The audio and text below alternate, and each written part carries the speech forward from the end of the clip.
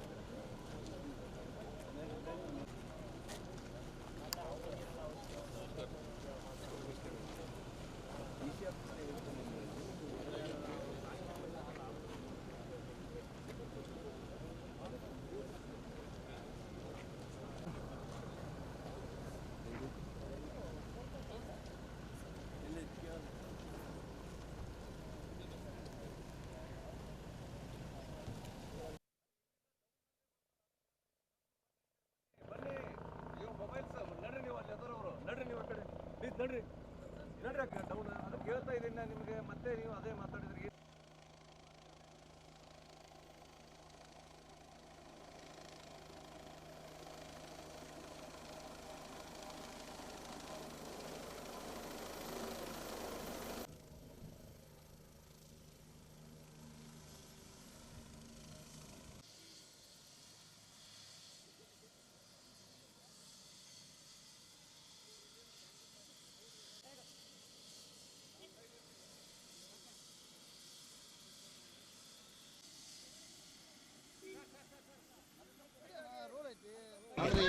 ಜಿಲ್ಲಾಡದ ಅವನು ಇವತ್ತು ಸ್ವಚ್ಛ ಆಯ್ತು ನೋಡು.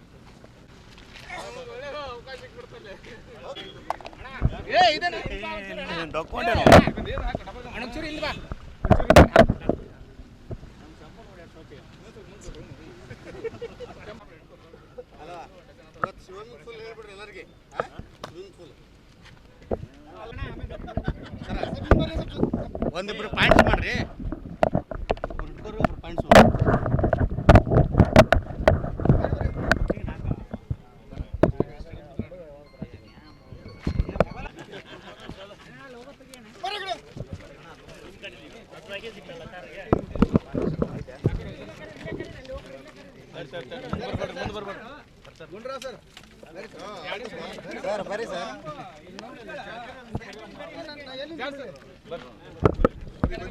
ನಮ್ಮ ನಾಯಕರಾದ ಕೆ.ಎಚ್. ಪಾಟೀಲರ 101ನೇ ಜನ್ಮದಿನೋತ್ಸವದ ಈ ಆಚರಣೆ ಸಂದರ್ಭದಲ್ಲಿ ನಮ್ಮ ರಚನಾತ್ಮಕ ಕಾರ್ಯಕ್ರಮಗಳಿಗೆ ಚಾಲನೆ ಕೊಡೋದಕ್ಕೆ ನಮ್ಮ ಹಿರಿಯ ನಾಯಕರಾದ ಸನ್ಮಾನ್ಯ ಜಾರ್ಜ್ ಸಾಹೇಬರು, ಇಂಧನ ಸಚಿವರು ಆಗಮಿಸಿದ್ದಾರೆ. ಹಾಗೆಯೇ ನಮ್ಮ ಆರೋಗ್ಯ ಸಚಿವರಾದ ಹಿಂದಿನ KPCC ಅಧ್ಯಕ್ಷರಾಗಿದ್ದಂಥ ಆರೋಗ್ಯ ಸಚಿವರಾದ ಮಾನ್ಯ ದಿನೇಶ್ ಗುಂಡೂರಾವ್ ಅವರು ಆಗಮಿಸಿದ್ದಾರೆ.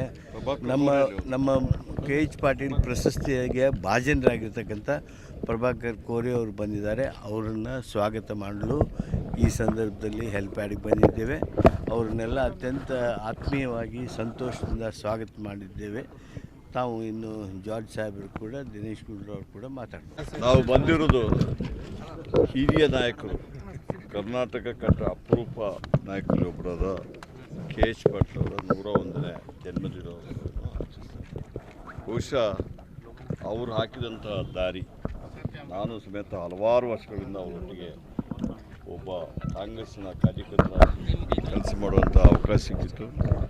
ಅವರು ಮಾಡಿದಂಥ ಕೆಲಸ ಇಡೀ ಕರ್ನಾಟಕದಲ್ಲಿ ಮಾತ್ರಲ್ಲ, ಗದಗಲ್ಲಿ ಮಾತ್ರಲ್ಲ, ಕರ್ನಾಟಕದ ಇಡೀ ರಾಷ್ಟ್ರದಲ್ಲಿಯೇ ನಾವು ಅದನ್ನು ಒಂದು ಮಾದರಿಯಾಗಿ ತಗೊಂಬಂದ ಕಾರ್ಯಕ್ರಮಗಳನ್ನು ಮಾಡಿದ್ದಾರೆ. ಬಹುಶಃ ಅವರು ನಮಗೆ ಹಾಕಿಕೊಟ್ಟ ದಾರಿಯಲ್ಲೇ ನಾವು ಹೋಗ್ತಾ ಇದ್ವಿ. ಈಗ H.K. ಪಾಟೀಲ್ ಅವರು ತಂದೆಯವರ ಏನು ಹಾಕಿಕೊಟ್ಟಿದ್ದಾರೆ ಅದೇ ರೀತಿಯಲ್ಲಿ ಇವತ್ತು ಇಡೀ ಕರ್ನಾಟಕದಲ್ಲಿ ಸಾಕಷ್ಟು ಡೆವಲಪ್ಮೆಂಟ್ ವರ್ಕ್ಗಳನ್ನ ಮಾಡ್ತಾ ಇದ್ದಾರೆ. ಅವರೊಬ್ಬ ಸಂಸದೀಯ ಪಟುವಾಗಿ ಇವತ್ತು ಸಂಸದೀಯ ಮಂತ್ರಿಗಳಾಗಿ, ಅದು ಇದರಲ್ಲಿ ಟೂರಿಸಂ ಮಂತ್ರಿಗಳಾಗಿ, ಇರಿಗೇಷನ್ ಮಂತ್ರಿಗಳಾಗಿ, ಸಹಕಾರ ಮಂತ್ರಿಗಳಿಗೆ ಸಾಕಷ್ಟು ಕೆಲಸವನ್ನು ಮಾಡ್ತಾರೆ. ಈಗ ಅವರ ಒಂದು ಆಹ್ವಾನದ ಮೇರೆಗೆ ನಾನು ಮತ್ತು ನಮ್ಮ ಸ್ನೇಹಿತರಾದ ದಿನೇಶ್ ಗುಂಡೂರಾವ್ ನಾವು ಇಲ್ಲಿಗೆ ಬಂದಿದ್ದೇವೆ. ನೋಡಿ ಅದನ್ನು ಮತ್ತಷ್ಟು ಏನು ಬಿಜೆಪಿ ಅವರು ನೋಡಿ ನಿನ್ನೆನೆ ತಾವೆಲ್ಲ ನೋಡಿರ್ಬೋದು, ಭಾರತೀಯ ಜನತಾ ಪಕ್ಷದವರು ಕರ್ನಾಟಕದಲ್ಲಿ ಯಾವ ರೀತಿಯಾಗಿ ಹಿಂದೆ ಎಲ್ಲ ಈ ಒಂದು ದೇಶಕ್ಕೇನೆ ಒಂದು ಯಾವುದೋ ಕೆಟ್ಟ ದಾರಿಗಳನ್ನು ತೋರಿಸ್ಬೇಕು, ಅದರಲ್ಲಿ ಇದು ಒಂದು ಕೆಟ್ಟ ದಾರಿ, ಈ ಆಪರೇಷನ್ ಕಮಲ. ಅದನ್ನು ಒಂದು ಹೊಸ ಒಂದು ರಾಜಕೀಯದ ಪ್ರಯೋಗವನ್ನು ಅವರು ಮಾಡಿರ್ತಕ್ಕಂಥದ್ದು ನಿಮಗೆಲ್ಲ ಕೂಡ ಗೊತ್ತಿದೆ. ಸರ್ಕಾರಗಳನ್ನು ಬೀಳಿಸುವಂಥದ್ದು, ಇದು ಅಡ್ಡ ಮತದಾನ ಮಾಡಿಸುವಂಥದ್ದು, ಆಮಿಷ ಹೊಡೆಯುವಂಥದ್ದು, ಮತ್ತು ಅದೇ ರೀತಿಯಾಗಿ ಎಲ್ಲ ಕಡೆ ಇವತ್ತು ಅಧಿಕಾರದ ಒಂದು ಅವರಿಗೆ ಹೇಗಾದರೆ ಮಾಡಿ ಅಧಿಕಾರ ಹಿಡಿಬೇಕು, ಯಾವುದೇ ಮಾರ್ಗ ಸಿಗಲಿ ಆ ಮಾರ್ಗದ ಅಡಿಯಲ್ಲಿ ಅಧಿಕಾರ ಹಿಡಿಬೇಕು ಅಂತ. ಅದಕ್ಕೆ ರಾಜ್ಯಸಭಾದಲ್ಲೂ ಕೂಡ ಅದೇ ಮಾಡ್ತಕ್ಕಂಥ ಪ್ರಯತ್ನ. ನಿನ್ನೆನೂ ಕೂಡ ಬಿಡದಿ ಹತ್ರ ಯಾರೋ ಕೆಲವ್ರನ್ನ ಹಿಡಿದಿದ್ದಾರೆ. ಅಲ್ಲೆಲ್ಲ ಬಂದು ಈ ನಮ್ಮ ಶಾಸಕರಿಗೆ ಏನು ದುಡ್ಡು ಕೊಡ್ತೀವಿ, ಅದು ಮಾಡ್ತೀವಿ, ಇದು ಮಾಡ್ತೀವಿ ಅಂತ ಅದಕ್ಕೆ ಈಗಾಗಲೇ ಅರೆಸ್ಟು ಮಾಡಿದ್ದಾರೆ. ಸೊ ಇದು ಬಿ ಜೆ ಪಿಯ ಒಂದು ಅವರಲ್ಲಿರುವಂಥ ಅನೈತಿಕವಾದಂಥ ಪದ್ಧತಿಗೆ ಇದು ಮತ್ತೊಂದು ಉದಾಹರಣೆ. ಯಾವ ಗೊಂದಲ ಇಲ್ಲ, ಯಾವ ಗೊಂದಲ ಎಲ್ಲಿದೆ? ಗೊಂದಲ ಎಲ್ಲಿದೆ? ಅಧಿವೇಶನ ನಡೀತಾ ಇದೆ, ಸುಸೂತ್ರವಾಗಿ ಅಧಿವೇಶನ ನಡೀತಾ ಇದೆ. ಮುಖ್ಯಮಂತ್ರಿಯವರು ಆಯವ್ಯಯ ಮಂಡನೆ ಮಾಡಿದ್ದಾರೆ, ಯಾವ ಬದಲಾವಣೆ ಇಲ್ಲ, ಯಾವುದೂ ಇಲ್ಲ, ಯಾರು ಹೇಳಿಕೆ ನೀಡ್ತಾ ಇಲ್ಲ, ಯಾವುದೂ ನಡೀತಾ ಇಲ್ಲ. ಆದ್ದರಿಂದ ದಯವಿಟ್ಟು ನೀವೇ ಒಂದು ಸೃಷ್ಟಿ ಮಾಡಿ ಈಗ ನಮ್ಮಿಂದ ಉತ್ತರ ತಗೊಳ್ಳೋ ಪ್ರಯತ್ನ ಮಾಡಬೇಡಿ. ಎರಡಕ್ಕೂ 100% ವಿನ್. ಎರಡಕ್ಕೂ ನಾವು ದಾವಣಗೆರೆ, ಬಾಗಲಕೋಟೆ ಎರಡರಲ್ಲೂ ಕೂಡ 100ಕ್ಕೆ 100 ಗೆಲ್ತೀವಿ. ಖಂಡಿತ ನಾವು ಗೆದ್ದೇ ಗೆಲ್ತೀವಿ, ಯಾವುದೇ ಒಂದು ಅದಕ್ಕೆ ಅನುಮಾನ ಬೇಡ. ಮತ್ತು ರಾಜ್ಯದ ಚುನಾವಣೆ ಕೇರಳ, ಪುದುಚೇರಿ, ತಮಿಳುನಾಡು, ನಮಗೆ ಗೊತ್ತಿರುವಾಗ ದಕ್ಷಿಣ ಈ ರಾಜ್ಯಗಳು ಮತ್ತೊಮ್ಮೆ ನಮ್ಮ UPA ಇಂಡಿಯಾ ಏನು ನಮ್ಮ ಒಂದು ಅಲಯನ್ಸ್ ಇದೆ ಅದಕ್ಕೆ ಜಯ ಆಗ್ತದೆ.